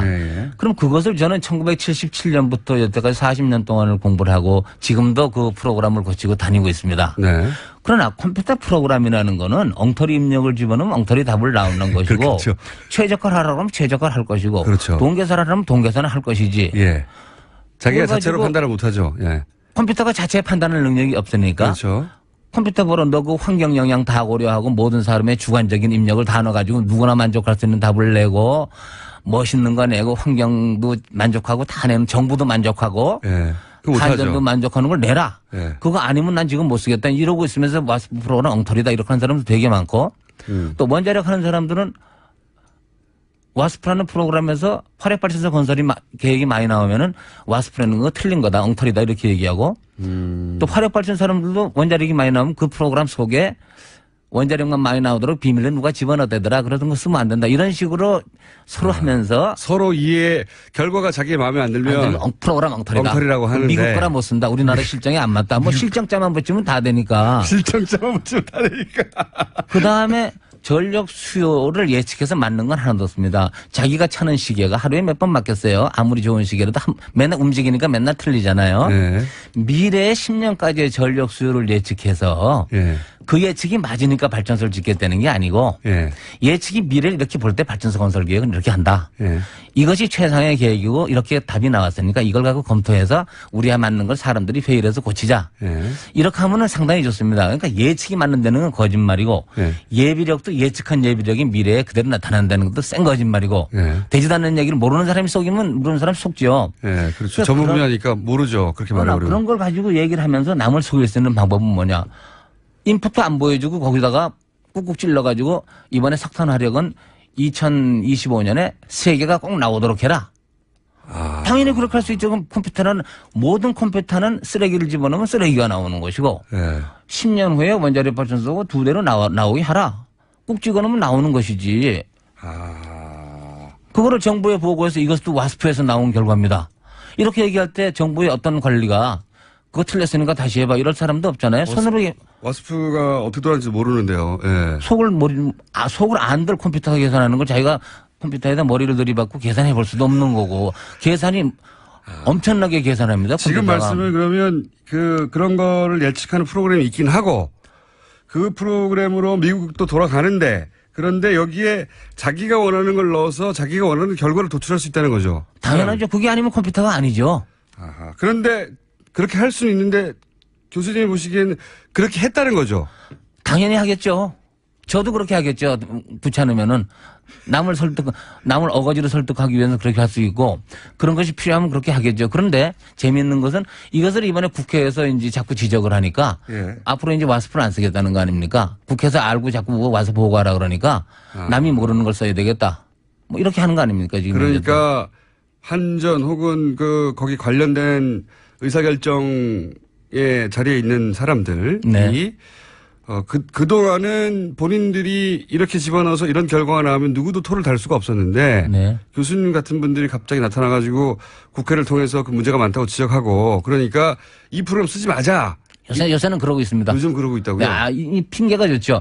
경제성만 따지는 프로그램은 엉터리다. 환경도 고려하고 다 고려해야 된다. 일시에 그렇게 고려하는 프로그램은 이 지구상에 없거든요. 그러니까 이제 그렇게 얘기를 하면서 이제 안 쓰는 핑계를 잡는 거죠. 그러면 새로운 걸 쓰면 남이 모르는 거 쓰면 또 원하는 거 다 집 나올 수 있으니까. 자, 이 주장 워낙 저희가 거의 처음 들어보는 주장이라 저희가 항상 얘기합니다만 반론도 받습니다. 한전 네네, 반도 해보세요. 그러나 제가 이런 얘기는 공개 토론을 이렇게 큰 돈 70조, 80조에 비용을 가지고 75조도 될 수 있고 85조도 될 수 있는 계획을 가지고 예. 이렇게 얘기도 안 하고 국가 비밀이다. 뭐 건설비가 얼마 집어넣는지도 모르겠다. 입력자료도 공개 못 하겠다. 그러면서 소수의 전문가들하고 모여서 했다 그러면서 하는 것 자체가 예, 말도 안 되죠. 말도 안 되죠. 그렇다고 5천만 원대 물어볼 수도 없고 5천만 원대 물어보면 아무것도 안 하는 거죠. 네. 5천만이 물어봐서 와스프를 알겠습니까? 수학을 알겠습니까? 할인율을 알겠습니까? 그러니까 교수님이 이제 평생 이거 하시면서 와스프를 70년대부터 다루면서 이거 좀 심하게 말하면 사기를 많이 친다 이렇게 생각하신 거군요. 근데 그것은 아프리카나 미국이나 다 똑같을 겁니다. 그건 사람이 모여 사는 세계는 다 똑같고 예. 그건 어디나 벗어날 수 없는 건데 그것을 가지고 나라가 선진국이라면은 얼마나 그런 내용을 전문가들 각 분야의 전문가들이 서로 솔직하게 얘기하느냐지. 우리나라도 그런 위원회가 엄청나게 많이 구성되어 있고 남이 보면 꼼짝 못하게 구성이 돼 있는데 예, 실제로는 과연 거기 있는 사람들이 들어가서 눈치 보지 않고 자기 마음대로 얘기하느냐. 하나도 얘기 못하지. 왜냐 이번에 얘기를 좀 잘못하게 되면 이 다음에 부르지 않으니까. 그 전문가란 소리를 못 듣게 되니까 그 사람은 꼼짝없이 잘하는 거라 그러고 주로 계획안을 거래소가 낼 때 심사할 때 다 맞다 그러죠. 그걸 틀렸다 그러면 되겠습니까? 그러면 예를 들어서 교수님 말씀대로 하자면 핵 발전소를 더 짓는데도 예를 들어서 그런 식으로 핵 발전소를 더 짓는 명분을 만들어줬을 수도 있겠네요. 그럴 수도 있죠. 그러나 저는 이런 걸 말씀드리는 게 예. 원자력이 뭐 어디가 나쁘다 좋다 이런 걸 얘기하는 게 아니고 그게 아니라 이럴 수도 있는 것이니까 충분히 그럴 수 있는데 개연성은 항상 있는 거죠. 충분히 그럴 수 있는데 그걸 크로스 체크해서 밝혀내거나 막거나 혹은 뭐 조종할 사람이 없다는 거죠 지금.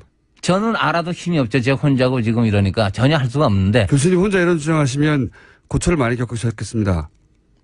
양쪽에서 손가락질을 받는 거죠. 저는 한국전력에 다닐 때 원자력 발전소가 12개쯤 나왔으면 좋겠는데 8개만 나오면 좋다 그러면은 또 손가락질하고 뭐 이럴 때 할 수 없는 거죠. 근데 그런 어떤 극단을 쫓겨나신 거 아니에요? 그만두신 게 아니라 쫓겨나신 거 아니에요? 한전에서? 그래도 이 구조 개편한다고 해서 제가 일이 있어서 전력거래소로 옮기고 그래도 약간 당당하게 갔죠. 뭐. 약간 당당하게. 약간 당당하게 쫓겨나신 걸로 그러면. 예. 자, 벌써 시간이 25분이 다 됐습니다. 네. 기본을 이해하는데 여기까지 왔는데. 네. 구체적 사안이 더 나올 것 같아서 저희가 한 번 더 모셔야 될 것 같아요. 그리고 한 번 더 모실지 두 번 더 모실지 모르겠는데. 네, 좋습니다. 더 모셔야 될 것 같은데 마지막 질문 하나만 더 드릴게요. 네. EMS를 손봐야 된다라고. 네.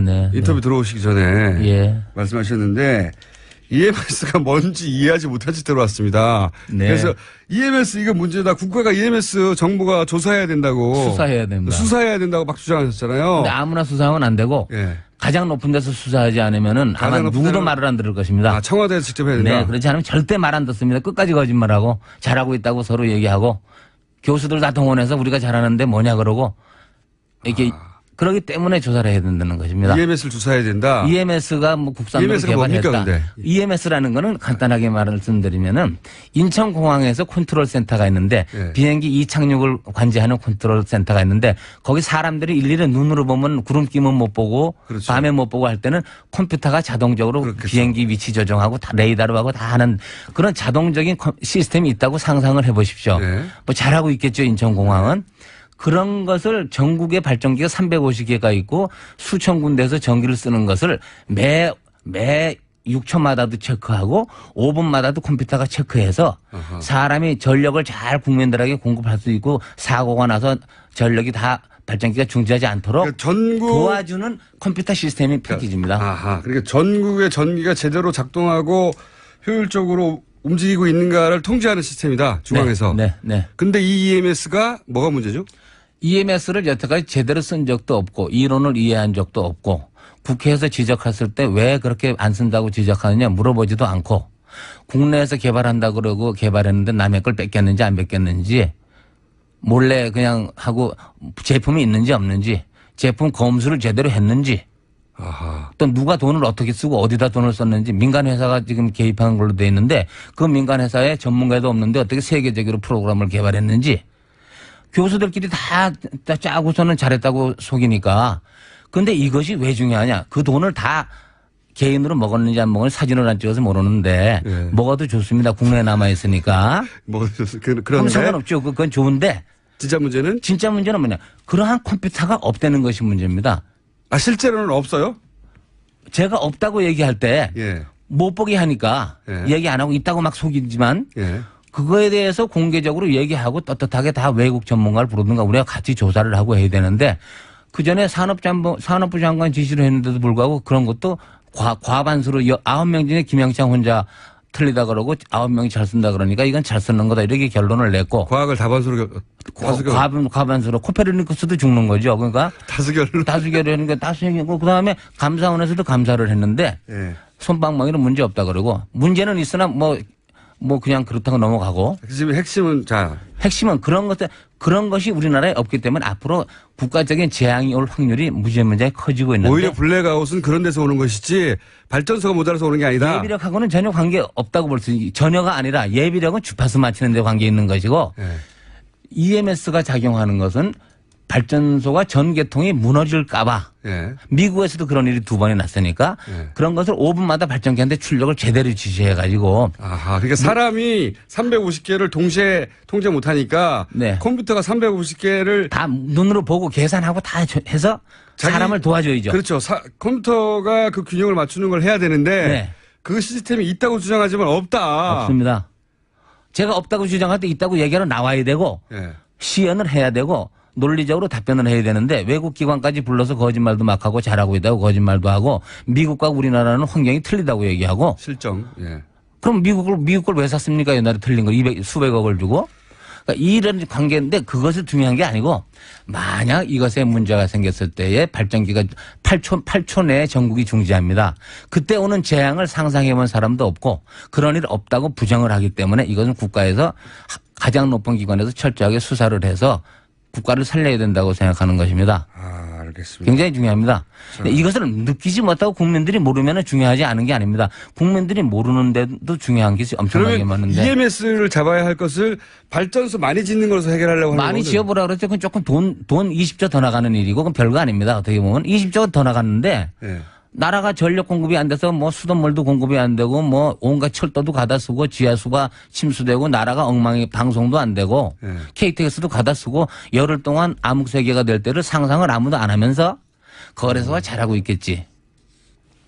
알겠습니다. 자, 그러니까 발전소를 더 많이 짓는 것으로 해결할 문제가 아니라 지금은 이 컴퓨터가 중앙 관리하는 시스템이 없는데 있다고 주장하는 게 진짜 문제다. 네. 그게 있어야 된다, 실제로는. 당연하죠. 그래서 이 문제를, 여기 그 부처에 맡기는 수준에 해결될 수가 없고, 실제는 가장 높은 기관에서 강도 높게 조사를 제대로 해야 된다. 강도라는 건 기술적 강도지 예. 힘의 강도라고 보기도 어렵습니다. 예. 지금 외국 사람 불러서 적당한 기관에서 하면은 외국 사람 또 회유해가지고 문제 없다고 얘기해라. 너 이 다음에 너 우리나라에 출입 못한다. 뭐 그러겠죠. 여기까지 일단 하고요. 저희가 두 번째를 시간을 조만간 마련하겠습니다. 오늘 네. 다 못하신 것 같으니까. 다음에는 예. 예비력을 왜 잘 모르느냐 이런 걸로 해서 중점적으로 다시 한번. 이거 CGC로 나가야 될지도 모르겠습니다. 오늘은 여기까지 하겠고요. 네. 자, 오늘 김영참 교수님이 말씀하신 것 중에 반론이 있으면 언제든지 저희가 받고 그럼 그 반론에 대해서 김영참 교수님 또 말씀하시겠죠. 당연히. 네. 예. 네. 자, 오늘 와서 감사합니다. 지금까지 아주대학교 김영창 에너지학과 겸임 교수였습니다. 감사합니다. 네, 고맙습니다. 자, 오늘 또 문자 많습니다. 내부자들 왜 안 하냐? 또 스위스 가셨어요, 안민석 의원이. 예. 자, 정세현 장관 문제도 많습니다, 전 장관. 네. 뭐요? 하고 저한테. 예. 너무 리얼한 댓글에 빵 터졌다는 문자 쏟아졌고요. 방금 전 김영찬 교수님 문자도 굉장히 많네요. 예. 한 번 들으면 잊을 수 없는 목소리다. 핵사이다. 속이 시원한데 한전서 소송 들어올 것 같은데요? 등등. 그리고 공단에서 토스트 파는 사장님이 뉴스 공장을 듣고 계셔가지고 나도 모르게 친한 척 할 뻔했어요. 울산에서. 친한 척 하세요. 친한 척 하시고 그 결과를 문자로 주십시오. 소개해드리겠습니다. 여기까지 하겠습니다. 자, 인기 코너입니다. 도시감 축하 김진애 박사님 나오셨습니다. 안녕하십니까? 네, 안녕하세요. 갑자기 인기 코너가 돼버렸어요. 예, 인기 코너 맞아요. 맞아요? 예, 고맙습니다. 고맙고, 그리고 코너는 인기인데 박사님이 쓰신 여자의 독서라는 책은 인기입니까? 참. 딱 한 달 됐는데, 예. 이제 저기 반응이 오고 있어요. 이제? 그래서 이제 지금 북토크도 지난밤에 하고 그랬는데, 네. 기분이 꽤 괜찮고요. 네. 아니, 저는 제목 때문에. 여자의 독서. 여자의 독서 그러니까 사람들이 이러는 사람들도 있고, 그런가 하면 굉장히 끌리는 사람도 있고. 그러니까 여성들이 읽어야 할 아니요, 꼭 독서 그렇지 목록 않고요. 이런 건가요? 아니면? 그러니까 여자 작가들 책만 가지고 썼어요. 그렇군요. 제가 그러니까 뭐냐면 제가 제 평생 여자 작가들이 너무 홀대된다는 그런 느낌 때문에 그러니까 이제 제가 여자로서 여자들을 위해서 쓴 거죠. 그러니까 좀 독특한 시각이 있는데 남자들도 꽤 읽습니다. 특히 딸 가진 아빠. 김어준은 절대로 안 읽을 책. 네. 그런가 하면 박사님? 우리 여기 PD. 그만하시죠, 이제. 아주 잘합니다. 그러니까 괜히 물어봤는데. 우리 그거 아세요? 김어준 딸 프로젝트를 해야 된다 이런 얘기들이 여성들 사이에 있습니다. 김호준 딸 프로젝트요? 네. 저를 딸로 만드는 거예요? 아니, 그건 해석을 해보십시오. 필요해요. 저를 머리를 묶고 딸로 만들려고 하는 게 아닐까. 자, 지난주에 프라이부르크 굉장히 재밌었어요. 재밌기는 뭐 시작하다 말았는데. 네, 물론 오늘도 시작하다 말 것 같아요, 시간상. 오늘 네, 시작하다 말았는데 재밌는 게 독일에 가신 분이 프라이부르크로 행선지를 바꾸신 분들이 꽤 있고요. 네. 그게 SNS로 꽤 왔고요.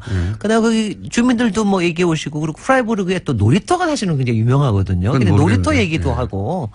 근데 오늘 프라이부르크가 짧은 시간인데 어제 지난주 못 들으신 분을 위해서 10초 버전을 요약하면 여기가 전 세계에서 가장 대표적인 탈원전 도시다. 네. 그런데 탈원전을 중앙정부에서 지시한 게 아니라 프라이부르크가 스스로 왜냐하면 그 옆에 있는 검은 숲 스바르츠발트라고 하는 유명한 거대한 검은 숲 지역에다가 원전을 지으려고 하니까 주민들이 나서가지고 안 된다. 네.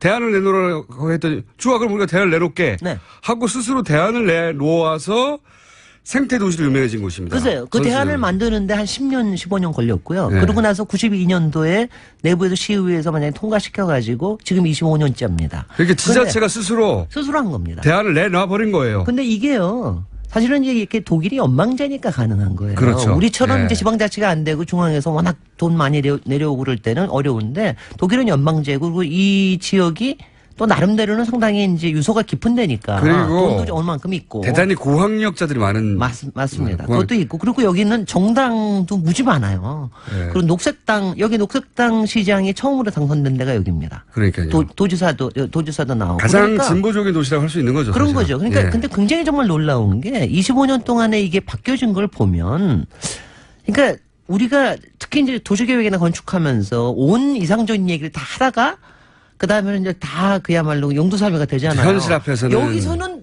다 됐어요. 이게 너무 신기한 거예요. 그러니까 이게 도시건축가 이게 할수 있는 입장에서는 겁니다. 정말 환상적인 아니 이게 도시군요. 그래서 제가 가서 이런 얘기를 했어요. 도시의 미래가 있다. 네. 제가 만약 솔직히 속은 항상 좀 비관적인 것도 있는데 도시의 미래를 봤다, 인류의 희망을 봤다. 막 이런 정도로 어떻게 제가. 바뀌었는지 조금 더 설명해 주세요. 그러니까 이거 하면은 일단은 그러니까 원전을 짓지 않는 대신에 네. 우리가 자급자족을 하겠다. 그 에너지 문제 그래서 우리 스스로 에너지 해결했고. 문제는 한 85%를 지금 자급자족을 하고 있습니다. 완전히, 예. 그리고 이제 가시면 그냥 일반인의 눈에 봐도 예. 보면 없는 것들이 많아요. 일단은 뭐가 없습니까? 전봇대 없겠고 일단. 전봇대도 없고 그다음에 차도 되게 없어요. 되게 그렇겠네요. 다 모든 게 거의 전차로 다닙니다. 전차로 거의 하고 그다음에 주차장이 잘 없어요. 공영 주차장 차가 잘 없으니까. 집 앞에 주차장 놓는 거를 아예 안 합니다. 차가 잘 그다음에 없으니까. 많은 건 또 무지 많죠. 많은 건 솔라 패널. 태양광, 온데 솔라 태양전지 패널이 이런 있어요. 거. 근데 솔라 패널 이게 공공 건물부터 일반 주택까지 아니 있고. 원전 없이 어떻게 할 거냐 했더니 자기들이 그거 하고 그다음에 태양광을 할게 이렇게 한 거죠. 그다음에 저기 예. 하는 게 발전소가 동네 발전소들이 그렇게 많아요. 조그만 발전소. 동네 발전소요? 아니 우리는 맨날 열병합 발전소 해가지고 지역 냉난방 한다고 그러고 무지무지 크게 짓잖아요. 네. 여기는 뭐 폐열 열병합 발전소, 그다음 지열 발전 이것도 하나하나 다 얘기하면 힘든데 네. 이런 것들이 조그만 것들을 동네에다 이렇게 분산을 시켜 놓습니다. 근데 그렇게 되면은 이제 별로 누가 뭐라고 얘기할 게 별로 없잖아요. 조그만 동네에 조그만 게 있다는 거죠. 네네. 예. 그다음에 또 많은 거 쓰레기통 무지 많아요. 아니 그러니까 제가 처음 가서 놀란 거는 왜 쓰레기통이 이렇게 많죠? 그러니까 쓰레기통이 다 분리로 해야 되는 거 있고 구분을 해서 나눠야 우리나라처럼 되는 거 분리하는 데가 잘 없어요. 잘 근데 모르시겠지만 여기는 해외에는. 그러니까 쓰레기통이 흥미로운 게 주택가에 많은 건 당연하잖아요. 예. 바로 하니까 도심에 그렇게 많아요. 그것도 김호중보다 더 큰 쓰레기통이. 그렇게 쓰레기통을 많이 그렇게 키우는 큰 이유는요? 것들을 그건 뭐냐면 그러니까 거기다가 분리하는 겁니다. 그러니까 제대로 뭐 재활용 분리를 하는 거로 해가지고 하고요. 리사이클을 제대로 리사이클링이 하자. 완전히 제대로 돼 있는 이런 건데. 먹거리는 어때요? 어? 먹거리는 이제 여기에는 광장에서 네. 얘네들은 뭐냐면 냉동식품 먹는 건 야만이라고 생각을 해요. 그래서 동네마다 광장이 있어가지고 12시부터 2시까지는 항상 지역에 바로 그 흥림이나 이런 데서 나와서 동네 파머스 마켓이 열립니다. 그러니까 제철 음식을 먹는 게 이게 문화적이다라는 생각들을 하고 있죠. 그 동네에서 자기들이 재배를 한다면 자기들끼리 파는 자기들 걸. 팔고 그러는 거. 그러니까 문화가 완전히 문화가 달라진 거예요. 정말 삶의 방식이 달라. 연애하는 방식도 자전거 무지 많고 자전거 도로만 여기가 한 거의 200km인가 돼. 하여튼 자전거가요. 도시가 조그만데 200km라네요. 그리고 자전거가 아시다시피 그거 모르실 거예요. 독일에는 특히 프라이브르그는 자전거 면허증이 있어요. 자전거 면허증이요? 네. 그래요? 그러니까 자동차 면허증은 필요 없지만 자전거 면허증은 필요해요. 그래서 6살부터 시작을 해가지고 단계별로 해가요. 자전거를 아무 때나 다 탈 수가 있는 게 아니라니까 자전거 면허가 절대로 필요하기 때문에 워낙 자전거가 많아서. 자전거 면허증을 그리고 자전거 면허증이 있어야 왜 길에 가면은 자전거 왜 공공 자전거 있잖아요. 예. 공공 자전거들 빌려 타는 게 아니라 그냥 거기다 타고서 갖다가 딱 놓고 그 다음에 가고 이러는 거. 예. 그런 것들이 그렇게 많아요. 너무 그러니까 이런 게 정말 되는구나라고 하는 게 너무너무 신기한데. 이렇게 하고 싶은데 현실적으로는 불가능하다는 게 다 되는 거예요. 그러니까 우리가 생각하는 그 카쉐어링 여기서부터 시작했습니다. 그러니까 모든 게 여기서부터 그게 다 된다는 게 신기하고 그다음에 제가 꼭 강조하고 싶은 게 뭐냐면 사람들이 이렇게 하면은 거기가 뭐 굉장히 이상적이고 뭐 저기가 높아서 그래 뭐 지적인 수준이 높아서 그게 아니고요. 정말 기가 막힌 게 여기에는요. 여기서 생산되는 솔라 패널이 예. 독일의 30%를 시장을 차지하고 있습니다. 산업적으로도 산업적으로 그러니까 프라이부르크 대학 저기 해가지고 산업적으로 솔라 패널의 기술적인 수준을 확 올려버렸습니다. 자기들이 직접 그걸로 전기를 발생시켜서 자기들이 전기를 써야 되니까. 그리고 여기에 저기 김호준 공장장이나 대학에 뭐 점심 먹으러 가던 이런 조그만 도시를 네. 완전히 에코 투어리즘이라는 게 있잖아요. 네. 생태 투어리즘을 해가지고 한 10여 배 늘어서 그러니까 모든 인터내셔널 컨퍼런스가 여기서 열립니다. 에코에 관련된. 실제 그러니까 돈도 더 잘 버는 도시가 됐고. 돈도 잘 벌고 일자리도 훨씬 더 늘어났고 그러니까는 야 이게 되는구나. 아, 신기하네요. 너무 신기해요. 그래서 우리나라도 얼마 남지는 않았지만 우리나라도 지금 순천 또 수원 다 자매도시 맺고 있거든요. 근데 우리나라도 글쎄 서울도 물론 열심히 해야 되지만 큰 도시도 해야 되지만 작은 도시에서는 그냥 시범적으로 그냥 가서 보고만 오지 마. 그러니까 솔직히 거기 사람들은요 공무원 한국에서 공무원들이 너무 와서 진료해요. 그렇게 많이 가르쳐줬으면 가서 좀 실천을 해라. 보고만 오는 거죠. 얼마나 보고 와서 보고서 쓰고 나서 그다음에 네. 끝 그럼 뭐 하는데. 현실적으로 한국 실정에 맞지 않냐요. 그다음에 제가 한 네. 가지만 더. 네. 여기 태양열 난방 저희 패시브 하우징 그러니까 태양열 예, 예. 이게 집열판뿐이 아니라 그 패시브 하우징을 하는데 예. 모든 공공 건물을 단열을 했습니다. 패시브 하우징이라는 거는 10cm를 하는 게 아니라 30cm를 단열을 해요. 이걸 그러니까요. 얘네들이 20년 동안 해가지고 이제 다 끝냈습니다. 근데 어느 정도는 주택까지도 보조를 해주는데 겨울에 저기 난방하는 날짜를요 한 열흘만 하는 경우가 많아요. 패시브하우스 설명하려면 시간이 없네요. 패시브하우스는 다음에 다시 한번 다음 주는 아니고 패시브 하우징만 따로 또 한번 하겠습니다. 이거는 근데 이거는 그만큼 그만하셔야 됩니다. 김진애 박사님이었습니다. 안녕. 내일 뵙겠습니다. 안녕.